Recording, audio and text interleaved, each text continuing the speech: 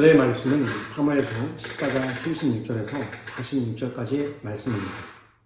본문 36절에서 사울은 도망하는 블레셋 군사들을 추격하여 전멸시킬 것을 명령합니다. 이에 신하들은 사울의 생각에 동의했지만 제사장들은 하나님께 여쭈어보자고 제안하죠. 그 결과 하나님은 응답하지 않습니다. 하나님의 무응답에는 사울의 명령에 대한 문제가 있음을 증명하는 것입니다.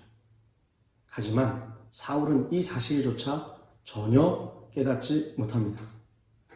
하나님의 무응답이 자신의 허물이 아닌 공동체의 죄 때문이라고 생각했기 때문입니다. 그래서 제비뽑기로 원인을 밝혀내려고 합니다. 그 결과 자신의 아들 요나단이 금식 명령을 어겼음을 알게 됩니다. 그리고 사울의 생각과 달리 백성들은 전쟁에서 공을 세운 요나단을 살려야 한다고 요청합니다. 사울은 지도자로서 자신의 잘못에 대한 책임을 전혀 지지 않으려고 합니다. 지도자는 언제나 책임지는 자리에 있습니다. 그래서 권위를 갖게 되고 때로는 그 권위 때문에 힘든 상황이 있습니다. 가정에서도 부모가 책임을 지지 않으면 부모의 권위는 사라집니다. 직장에서도 마찬가지죠.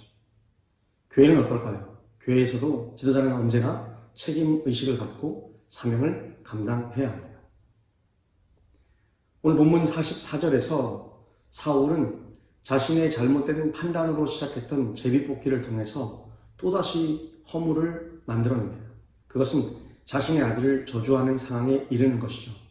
이처럼 하나님의 뜻과 상관없이 자기 만족과 욕심을 채우고자 했던 사울은 백성뿐 아니라 아들의 마음 그 상태조차 파악하지 못했다는 것입니다. 진정한 지도자는 공동체를 세우며 가정을 세우는 사람을 세워가는 방향으로 일을 하기 시작합니다.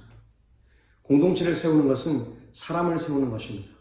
사람 한 사람을 세워가는 것은 아랫사람의 실수와 허물을 용서하고 그 용서했던 너그러운 마음을 가지고 권위의식을 갖고 가는 것이 아니라 권위를 드러내는 삶을 나타냅니다.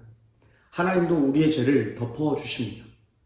하물며 우리야 어찌해야 할지 우리는 명명백백 잘 알고 있습니다. 무조건 실수를 덮어주는 것이 아닙니다. 남의 허물을 바라보며 자기를 성찰하고 기도하며 용서하는 마음을 갖고 살아가는 것이죠.